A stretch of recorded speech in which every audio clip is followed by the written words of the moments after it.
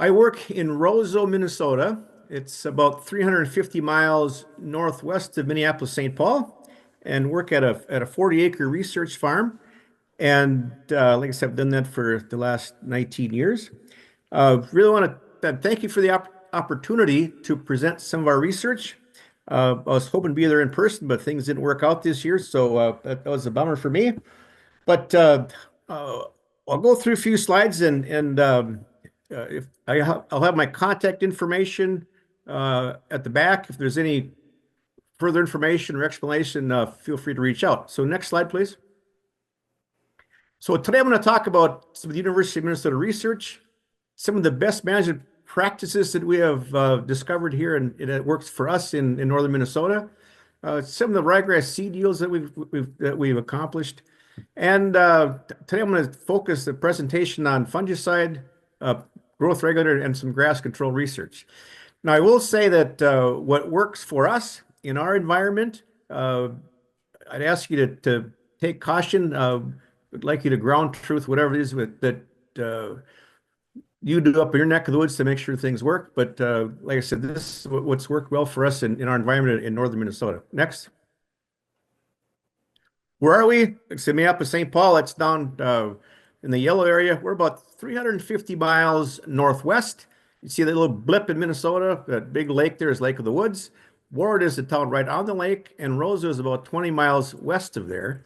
And the grass seed growing area is in the northwest part of the state, about 10 counties, and that's been fairly consistent over the last few years. Next, please. So the grass seed research is really focused out of the U of M Magnusson Research Farm. It's not done alone. There's a team of researchers. Dr. Nancy Elke is housed in St. Paul, and she does the ryegrass breeding and management. Eric Watkins is the fescue breeding program and does all the turf management. Don Velix, he's the manager of the farm. And myself, I work for the Turf Seed Council and the University of Minnesota at the Magnusson Farm. The Turf Seed Council is a grower group of about 10 board members and really looks after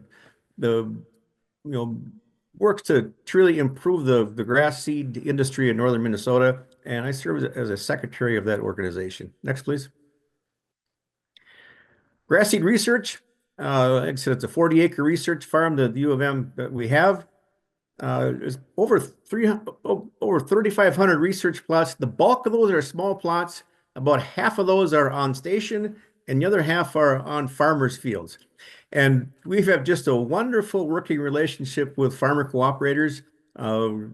They pretty much let us do whatever we want to do, which is kind of surprising sometimes, but just a very good working relationship. And we go to on-farm sites to look at specific pest problems, weeds, disease, insect, do some fertility work, and it's worked well for us over the years. On the small plot research, we do a lot of variety testing, fertility, crop production, management, and then those best treatments go to our on-farm sites. In about the late 1900s, or 1990s rather, had a little bit of ryegrass, but really didn't start really in earnest till the 2000s. And over the last 20 years, we've increased our average yield from 250 to over 800 pounds today. The picture there just shows a annual field day, and that's held in late June. You can see the clouds rolling in the background. About half the time we get rain, and that's pretty typical for us. June is our wettest month, so we do that. In the winter, we just had our winter meeting last month. So those are the two main educational events we have. Next, please. So our best management practices, like I said, these have been developed over the last couple decades. Really started with the first U of M release. Ragnar was the variety name. Arctic Green, which was the first Assure 2 tolerant genetics incorporated into ryegrass. That was released in 2007. And then we keep updating these best management practices every year. Winter survivability is a big one for us. And this year, the last couple weeks, we've been very warm, much warmer than normal. We still have a little bit of snow, but we're starting to see some see some things poke up through the ground, which is early for us. So it's kind of a concern for winter kill with ponding, but we won't know that for a couple weeks yet. Next, please. What is that we currently, our best management practices for perennial ryegrass in our neck of the woods? About 80% of our ryegrass is spring seeded with spring wheat. After the wheat harvest, we'll apply generally a blend of a 40-40-40 or comparable. And after we spread the fertilizer, spread the straw, and that's just been a practice that we just is really helps withstand uniformity. In the fall, we apply a Banville 2,4-D for broadleaf weeds, primarily getting some of the annuals or the winter annuals rather out of the way. In the spring, we generally apply 110 units of N with sulfur, and that's done about 300 to 600 growing degree days. And the growing degree day model for us has worked extremely well. It helps us schedule, really can identify the critical growth stages in ryegrass, and then overlay some pest problems, and helps us with scheduling and when we can look for those particular pests. Grass control we put on post-emergence in early June. Apogee or Palisade, the growth regulators, and that's been a really a good management practice for us, and we'll show some slides later. Quilt XL is our premium fungicide we use, and we use that full head extension, and we'll talk more about that later. And then swath between 27 and 2,900 growing degree days. Next, please. So what are documented yields? Well, Oregon says they got over 2,000 pounds per acre. The Minnesota average in 2023 was 800. The high 20 was 1,200. In 2018, a couple of guys we work with had field averages of over 1,500. In 2019, we had some small plot yields at the Magnusson farm of over 2,200 pounds. So, like I said, in the mid 2000, we had about 200 to 300 pounds, and now we're over 800 pounds. So we're making progress on increasing that seed yield and quality in perennial ryegrass. Next, please. Growing degree days, I talked about that. We have automated weather stations that we collect a whole host of weather information, and we use this information for a lot of reasons, but that's how we get the growing degree day model calculated. We use a base temp of 32, and you can see there's a critical growth stages range from green up to 100 to swathing about 2,700. Next, please. This just to show what it looks like. The picture on my left would be, you can see the green ryegrass there after snow melt. That was 4/17 of 23. We had some cold temperatures, desiccation, so we pretty much didn't have any green left.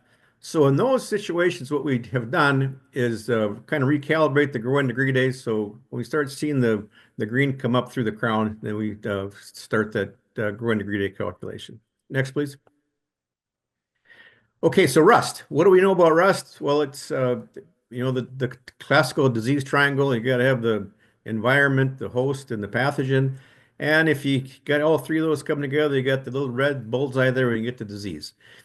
We get our rust coming from southern part of the U.S., as depicted on the chart there on the right. We have that, depends upon the year. We can get a little or sometimes quite severe. Next, please. So these rust spores, they're transported on low-level jet streams or south winds for us.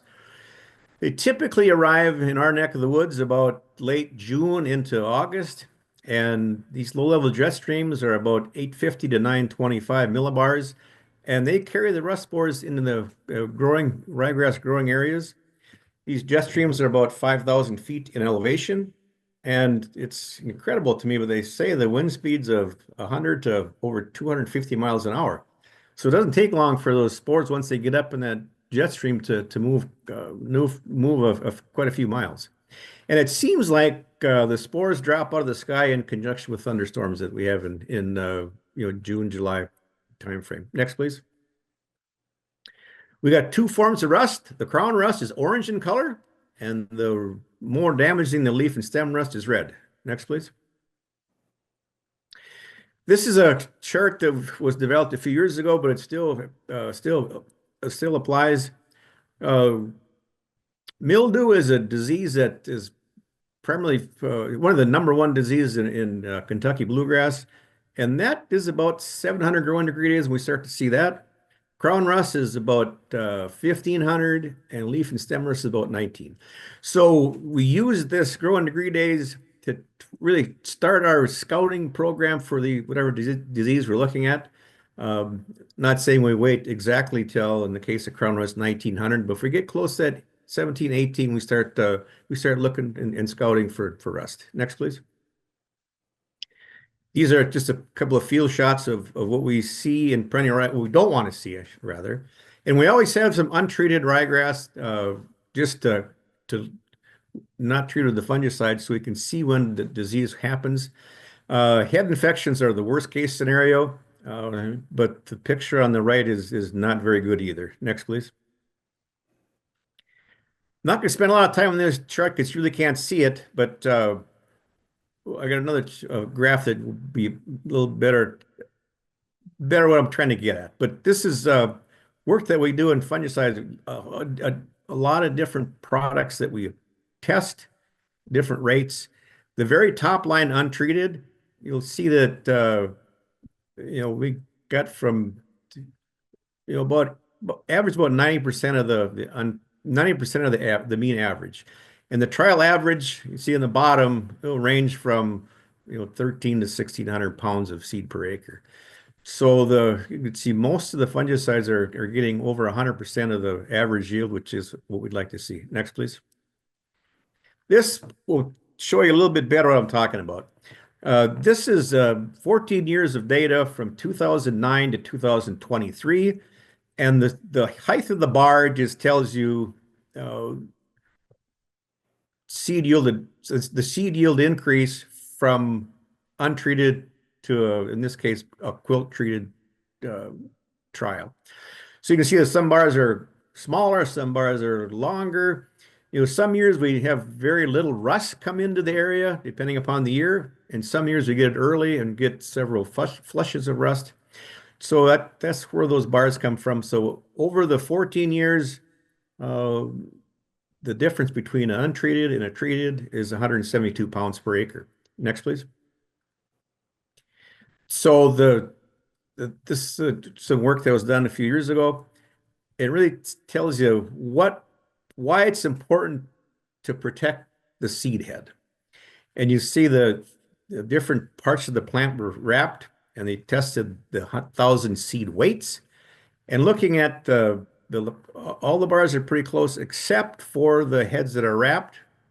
What that tells you is tells me is the seed head is a major source of photosynthate for the plant. So we need to protect that, and that's what we've done in the last few years, and it's really paid us dividends. Next, please. So the summary for the disease portion: leaf and stem rust is our most damaging disease in perennial ryegrass. Crown rust we see, but it's not near the economic consequences as leaf and stem rust. The current best management practice for us is to apply a fungicide at full head extension. And like I said, the 14-year average tells us that we're going to gain 172 pounds of seed. It seems like if the model shows us that the disease is coming early, then we'll probably put on a tilt or a foliar or something that's not quite as expensive to get us up to that full head extension. Next, please. So the Preaxor and Quilt XL for us are the premium fungicides, and they give excellent control of leaf and stem rust. The tilt and generic foliars, they're a low-cost option, and they're used if we get a light infestation early, before we use that premium fungicide for the full head extension, and that typically will get us through swathing time. So that's how we do that. And again, to maximize seed yields, the entire seed head really has to be protected by a fungicide. Next one. Growth regulators, we have two of them, Apogee and Palisade. Both products reduce lodging by reduction in cell elongation. And the features of growth regulators are listed there. You probably know them as well as I do, but better pollination, reduced lodging, improved seed set. And the guys in our area have used that, well, for probably 8, 10 years maybe, and really, it's really been a, a positive for yield response in perennial ryegrass. Next one. So lodging, well, that's not a good thing. The picture on the left is an apogee treated, on the right is not. We like to see that on the that growth regular on the left. They would like to see that. Like I said, the University of Minnesota trials over the years, we increase of over 200 pounds of seed per acre, a growth regulator treated versus none. Some work with so that early lodging promotes vegetative tillering, which is a bad thing in ryegrass. And seed yield increase of 20 pounds per acre per day for each day after 50% lodging.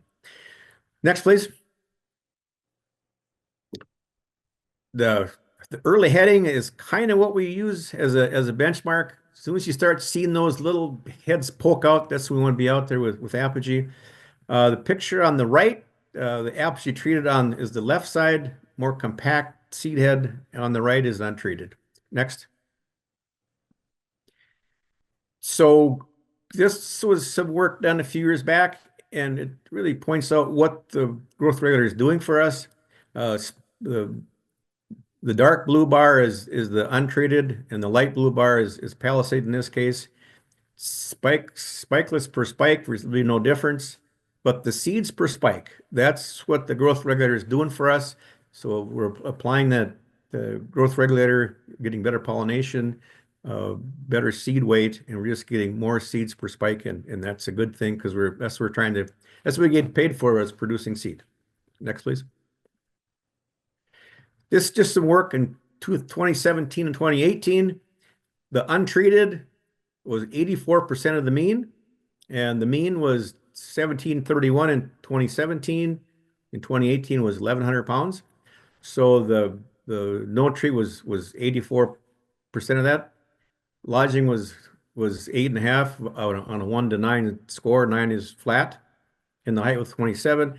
And you could see all the treatments, the Palisade, the Apogee, really reduced the lodging score, and and reduced the perennial ryegrass height from 27 to into the one of those is 19, but in the 20s, that we usually see about a 5 or 6 inch reduction in plant height with the growth regulators. Next, please. The similar slide as before, but this is a ryegrass seed yields from Apogee treated versus untreated, and the Apogee rate would be 8 ounces of Apogee. The 14-year average from 2008 to 2023. Again, you can see the length of the bar. The higher the bar, the more seed yield response was. You see there's variability from year to year. And years that we have, thin line growth, I call it, it's a lot of times due to lack of water. So you don't have a lot of, a lot of rank growth. So you don't really see the benefit of a growth regulator. But in most years, when you have growth, you're seeing quite an advantage from the growth regulator. And in this case, over the 14-year average is 238 pounds of additional ryegrass seed from a growth regulator application. Next, please. So summarizing the growth regulators, we do use Palisade and Apogee.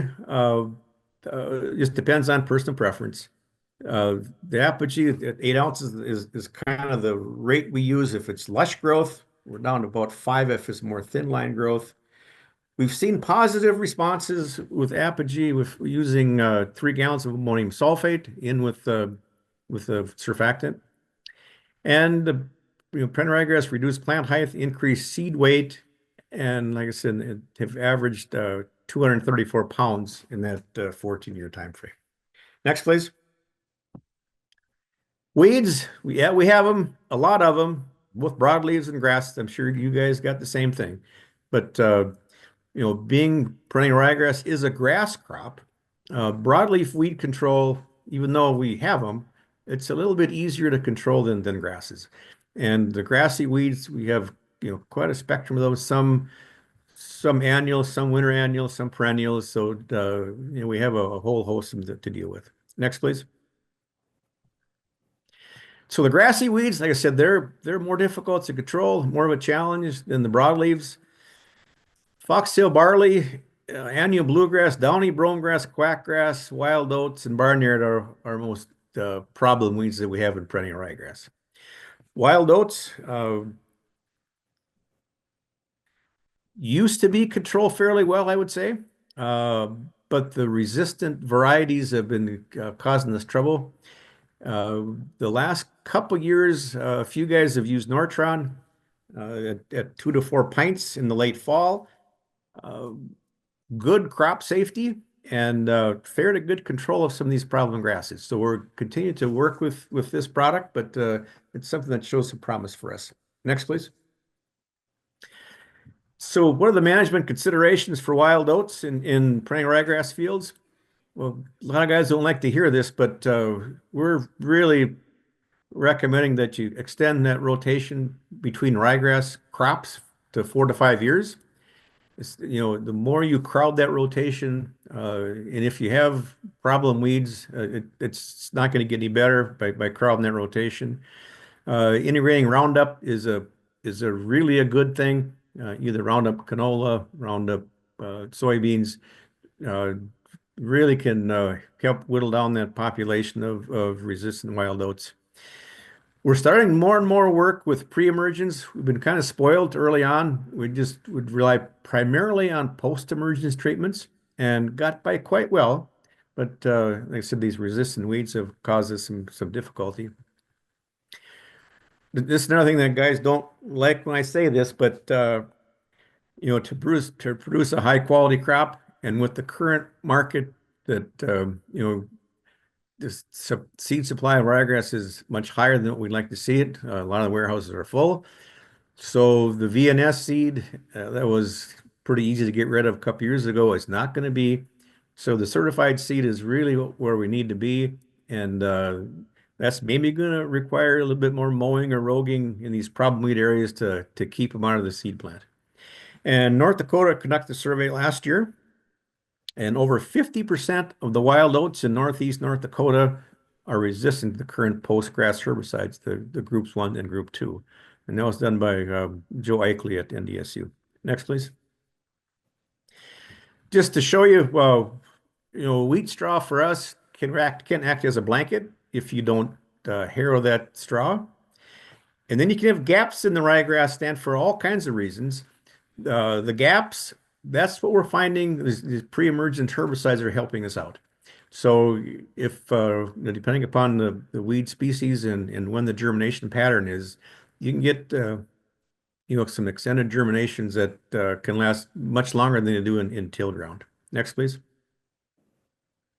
Volunteer wheat can be an issue for us. Like I said, 80% or so of our ryegrass is seeded with spring wheat in the spring. If you have a dry harvest and don't have a killing frost, like we did in 2020, only didn't have a killing frost till the 3rd week of October, which is really late for us.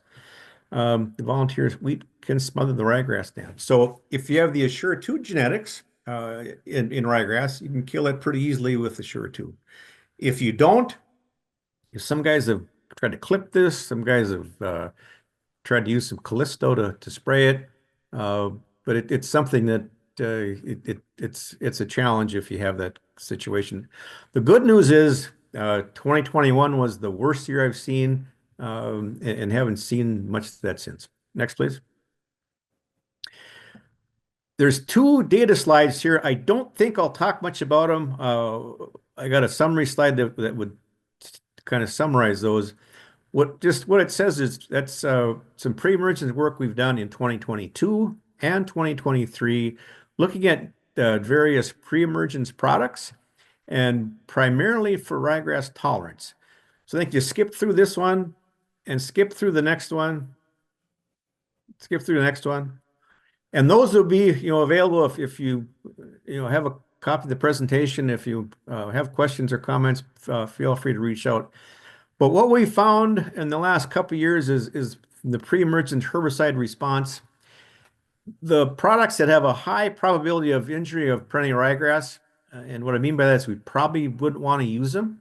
It's the following list: the Anthem Flex, 3 to 4 ounces; Atrex at a pint; Boundary pint and a half; Everest at 2; Dual 2 early. Now, Dual 2, you'd think, well, that should have pretty good tolerance. The last couple years we put it on early, and early I mean right after snow melt. Uh, we've had some more injury than we like to see. Harness outlook and Zidua is a question mark for us. We had 1 year it looked pretty good. 1 year it didn't look very good at all. So we're going to continue to look at that. So the products that ryegrass tolerates quite well in our neck of the woods, Avidex, Callisto, Dual as a lay-by, and the lay-by is probably, if we're applying the trees right after snow melt, mid-April, we're talking about mid-May or so. A Nortron at 2 to 4 points, and Nortron is very tolerant. Perennial ryegrass is very tolerant to Nortron. The problem with Nortron is expensive, and it's a sugar beet herbicide. The guys that use sugar beets for us, it's in the 7 pint range, and we're using half of that. So we're asking a lot of the product, and so we like to have some moisture to help activate that. And then Parlation is another one that has good tolerance. Next, please. Just a little bit of work in 2017, we did some drone work, and we really could identify these wild oat patches, resistant wild oat patches in wheat. And the idea there, if we could identify them in wheat, we could spray patches of these in perennial ryegrass the next year. And we've had modest success doing that. But with the increasing in the drone technology, I think this is something that we're going to look more at. Next, please. You know what they look like? Wild oats, foxtail barley. And foxtail barley depends on the year. Some years it is not much of a problem. Other years it really is bad. And it seems like that's really emerges in the late summer, early fall, and that's what gives us the trouble. Next, please. Barnyard grass. I'll talk a little bit about that in the next slide. Then quackgrass and foxtail barley again. Those are some really grass that give us some fits. Next. So perennial ryegrass seed, you think, well, how in the world can barnyard grass seed is kind of oblong and a different size than perennial ryegrass. You should be able to get that out of the cleaning plant. What the guys tell me is if you look at the barnyard grass seed, it's got little hooks on the end of the seed, and those hooks get caught in the process and finds its way in the perennial ryegrass seeds. So no matter what they do, they got to cut it pretty hard sometimes, but still they'll find some of these barnyard grass seeds in a lot of perennial ryegrass seed, which in some states they got zero tolerance for barnyard grass seeds, so it'd be a non-sale. Next, please. Wild oat and barnyard grass seed. For us, the normal clean out is about 20%. Wild oat and barnyard grass will increase that clean out an additional 5 to 10%. So the 800-pound yield, that's about $40 an acre, and the 1,200-pound yield, that's about 60. So if you got these two weeds out in the field, again, if it's patches or small areas, mow them and try to leave those weed seeds in the field. Now, barnyard grass, kind of another word for that in our area is water grass. And so that comes in the low areas, and a lot of times those are areas that they have ryegrass gaps or winter kill, and that's where we see that. Next one. So for the resistant wild oats, strive for at least 4 years. Another year be better between perennial ryegrass crops. Use Roundup when possible in the non-ryegrass year. In season, the Nortron in the fall has worked okay. Some guys use a Roundup rope wick. Roguing has worked, but it's a pain and mowing these patches. The Nortron, a couple comments to 3 to 3.5 pints is what we've used. You need moisture for activation, but if you get moisture, and we've kept fair to good control, I would say, of those weeds I listed on that on the slide. Next, please. That's about it. a web address there lists our research reports. They're from 2010 to 2025. If you are so inclined, feel free. That gives you all the research we've done. Prior to that, they're available on a digital collection service. Next, please. This is my contact information. If you want to get a hold of me for whatever reason, feel free. And the last slide, I think, if you're not sleeping in the evening or want to look at some kind of cool things, this is a video put up by YouTube by the BBC, and it really shows wild oat seed kind of walking, what it uses on to kind of how it helps get into cracks and crevices in the ground. With that, I will call that good enough. So appreciate the time, and like I said, if you get any comments or questions or concerns, please reach out.